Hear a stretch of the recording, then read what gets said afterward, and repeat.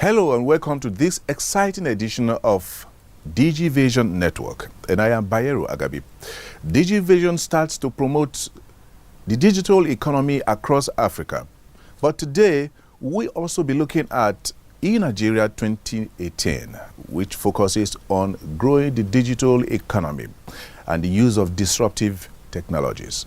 But first, we will take you through the issues and development that made news in the past 1 week.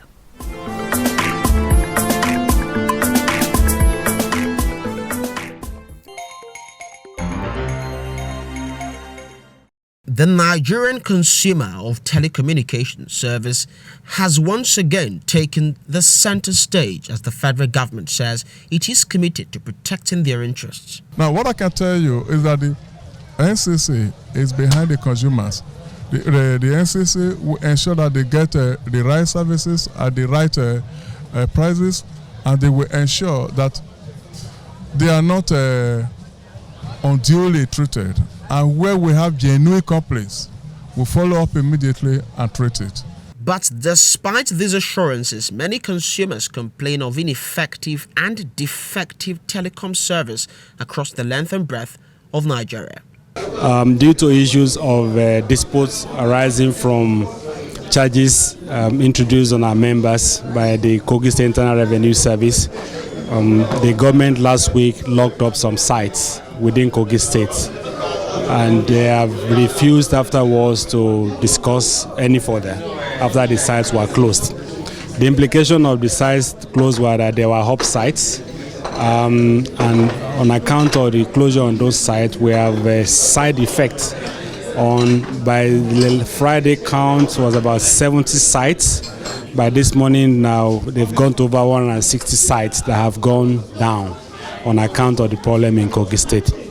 We are concerned that communication services will be affected in 9 states surrounding Kogi, as well as the Federal Capital Territory, Abuja. And that's why we felt that there is a need to draw the attention of the public to the problems that we have in Kogi. And we have called on Mr. President to intervene. We have also requested for the Vice President to speak to the Governor of Kogi State on our behalf. Amidst the constant rumbling in the telecom sector, the concern of Nigerians remain: will the cost of voice and data fall? And will the services improve? Only time will tell.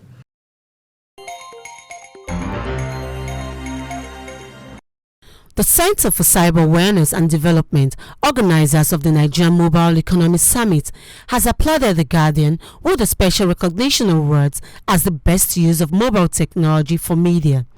The CECAD team, well received by the chairperson of The Guardian, Lady Maiden Alex Ibu, and their top executives, had a great time of conversation at the Rotham House in Lagos.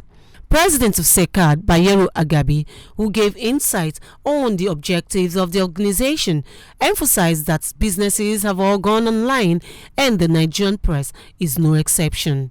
While presenting the award, he said that The Guardian has been able to leverage emerging mobile technologies to replicate and enhance its credibility in the online space.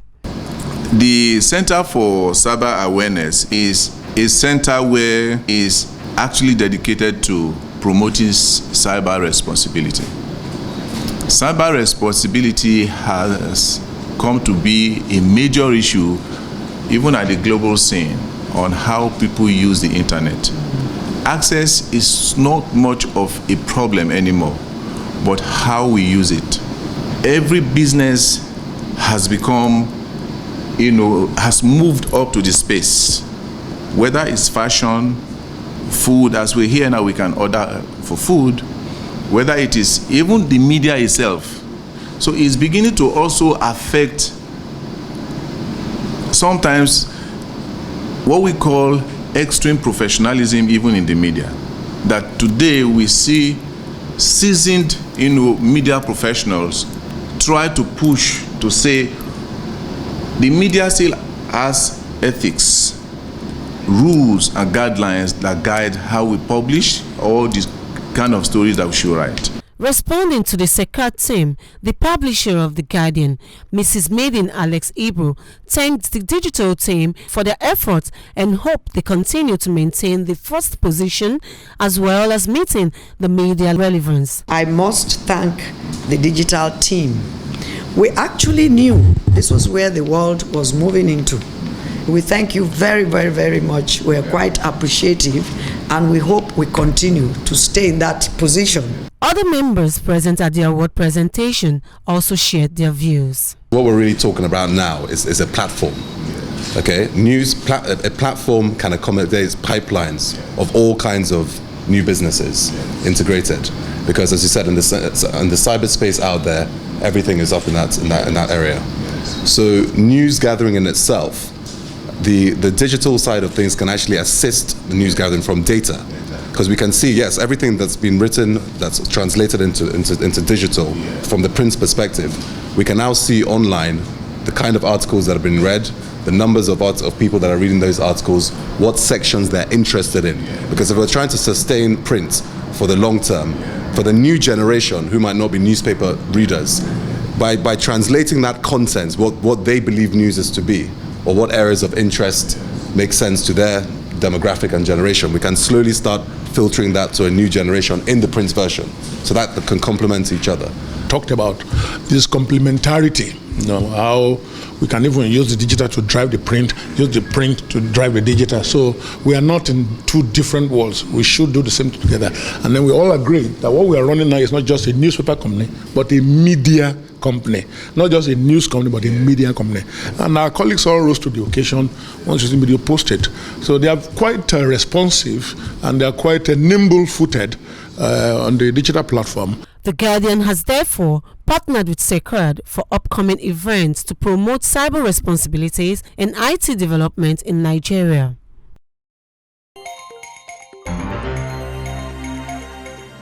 Professionalism in engineering practice in this tech-driven age remains the major concern for the engineers. Our infrastructure deficit is so low that it's huge that we need professionals to drive it. So if the engineers are not giving jobs, because engineering is not really about construction is the design and the concept of providing the infrastructure. And that's why today people ask, why don't we maintain? Why don't we do this? If the Nigerians and the local people are not the major stakeholders, we will continue to have problem of maintenance.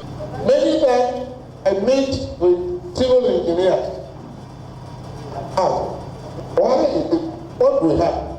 People, they just commission the road, which I know engineers developed, they consulted, handed over to the administrative man who is the governor.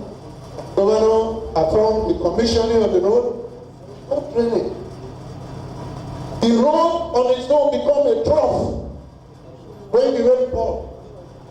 It becomes a trough. And when the reason they give me is that when they put drainage on it in their proposal, in their drawing, they cost too much. If they cannot do 20 kilometers, let them do with drainage.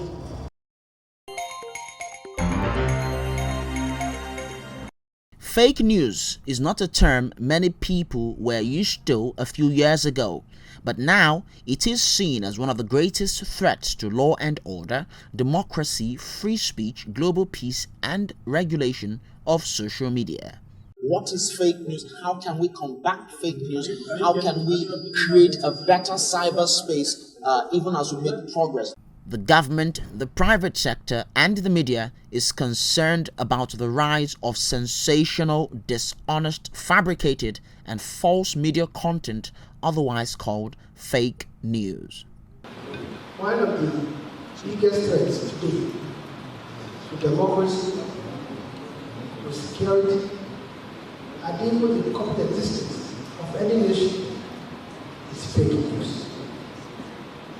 People say fake news is not new, and it's probably as old as the printing press itself. That may be correct, But today, with the advent of the social media, fake news today travels at the most faster speed. And all you need to do today, get the attention of the world, is to have a telephone and access to the internet and make up a story, and within minutes it will go viral. The funny thing is that it's not new. Lies and gossips and smears have always been there since the beginning of mankind.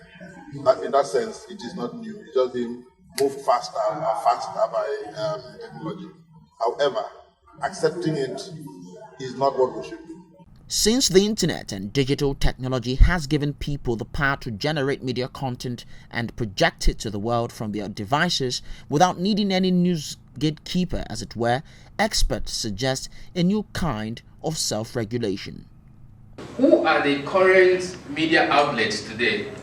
And in their own analogy, it is anybody that has up to 5,000 followers in the social media platform. Always ask hard questions. Why is this person sharing this? What do they stand to gain? Is there a hidden agenda? The responsibility here does not end with the ladies and gentlemen of the media, but with every single one of us. In this day and age, we are all publishers. We share and broadcast content.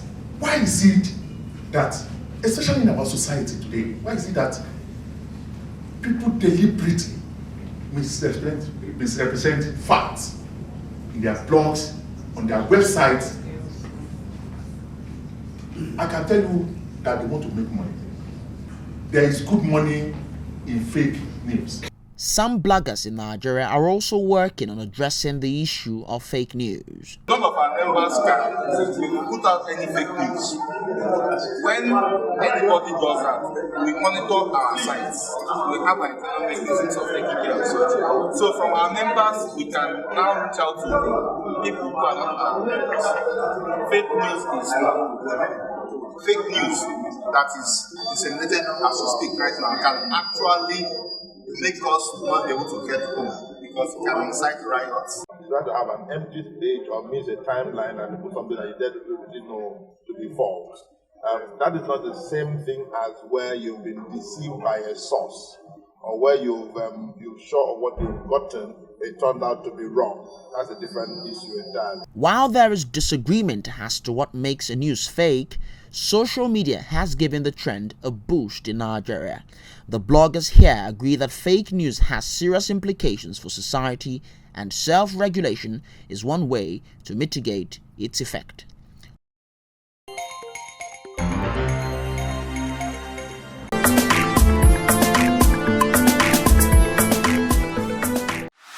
Africa's only 2 times UNECA Awards.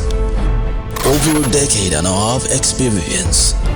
Bayero Agabi has traversed Africa's landscape like no other broadcast journalist. Don't miss him at this time on Digivation Network, Africa's leading lifestyle and innovation show on television.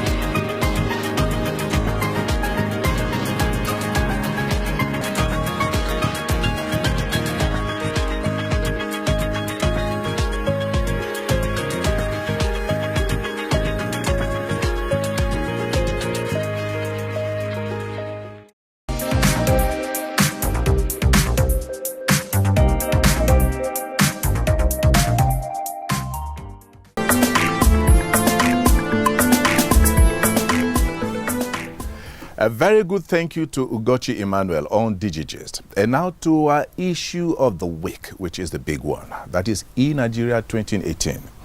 eNigeria 2018 focuses on growing the digital economy using disruptive technologies.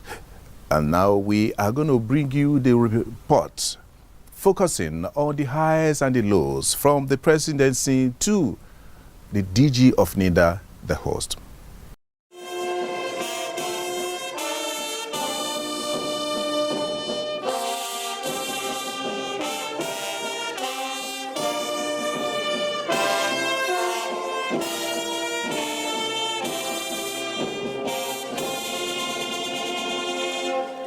Information technology is the way to go as far as this century is concerned, and the federal government has set up plans to ensure that Nigeria takes the lead on the continent of Africa.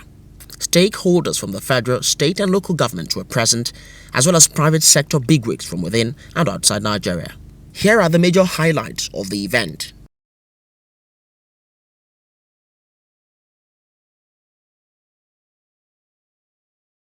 This administration's commitment towards delivering good governance and development of our people is as strong as ever, considering the huge role ICT is playing in the successes recorded in the past 3.5 years. The enforcement of the use of the policy on Treasury single account, the integrated payroll and personal information system, and the bank verification number, and the impact they have made on the administration of public financial management reforms. Okay. In addition to the consolidation of accounts and elimination of ghost workers that resulted in a combined monthly savings of over 24.7 billion naira. Treasury single accounts facilitated the recovery of huge sums of money, including the recent 1.6 billion naira from a single account. These policy initiatives reinforce this administration's fight against corruption by ensuring transparency, accountability in government business transactions. When I joined the National Information Technology Development Agency, I led a team that developed a strategic roadmap from 2017 to 2020.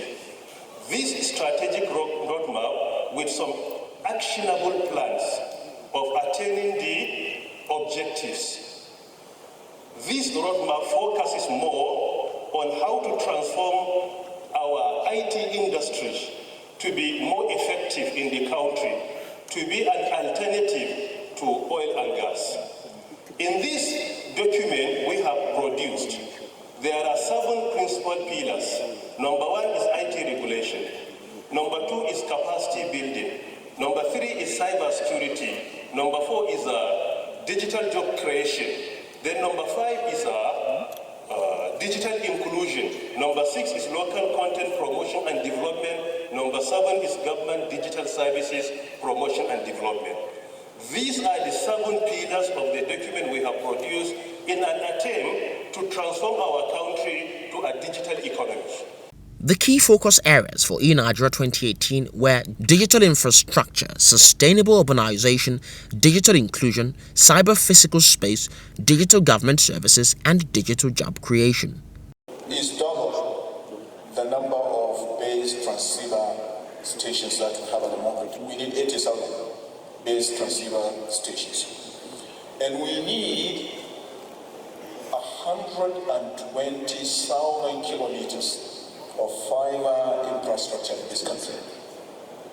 So we are nowhere near the minimum that is needed to ensure ubiquitous and pervasive services of the type, that we're talking about here, that will ensure digital transformation in the financial sector, in the health sector, in the educational sector, in the transportation sector, and other key service sectors of the economy, including transformation of governance. The country was divided into 7 zones for the purposes of deployment of broadband infrastructure.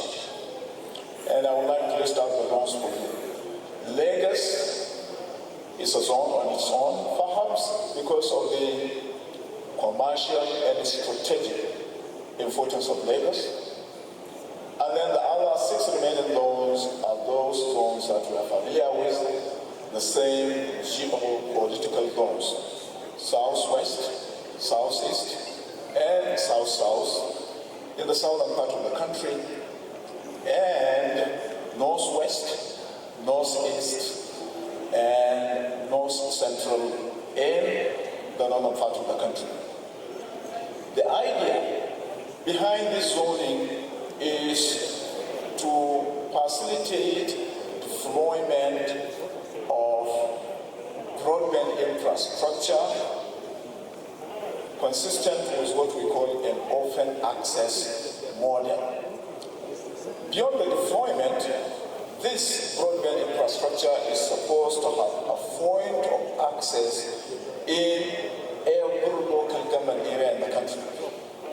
So the deployment will extend to the 774 local government of the country, because we have 774 local government areas in this country.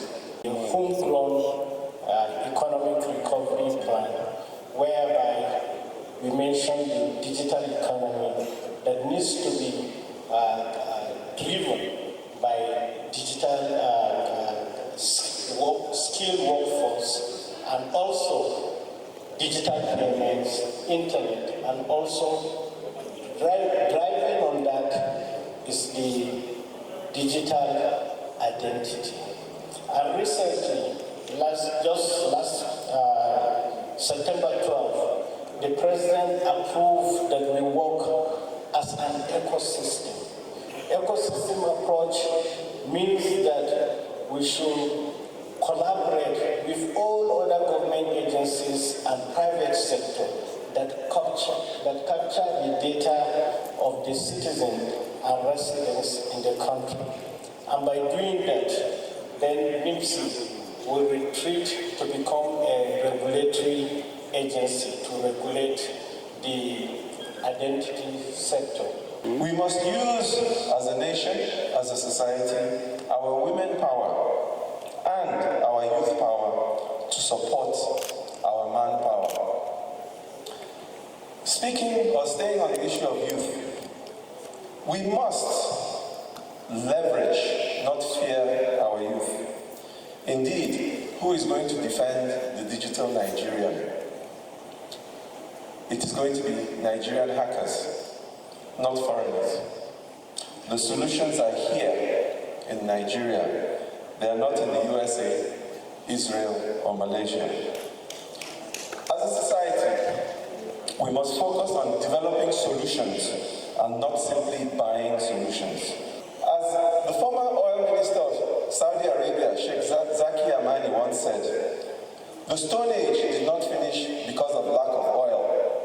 And the oil age, as we are all witnessing, will finish even though there will be oil. To build a digital economy, we must have harmonized, movable, again using broadband, correct and secure data. We must be able to authenticate people, processes, and things using such data. We must have a proactive cybersecurity and data privacy regime. It's not about laws per se, ladies and gentlemen. It is about empowering the appropriate regulatory institution, be it NIDA, be it NCC, be it NIMSI, so that they can adjust, because it is a rapidly changing environment. You know that you cannot change a law in 2 or 3 months. As a good friend of mine, Barry Green, once said, cyber criminals operate at the speed of light, while law enforcement operates at the speed of law. And we must use the above to engender a trust-based environment.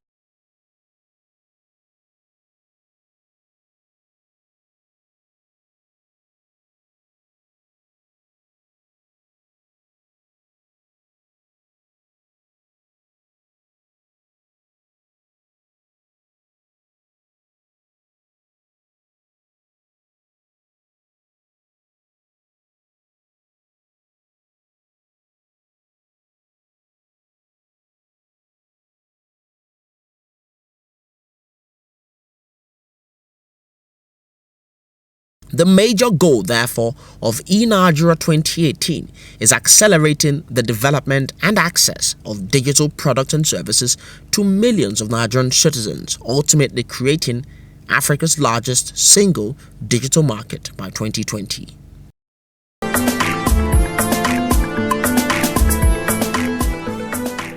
Well, that is the show for the week. If you have any comment or suggestions, please send them to bayeragabi@gmail.com, or better still, you can just text the number on your screen. Until then, I remain yours sincerely, Bayeru Agabi.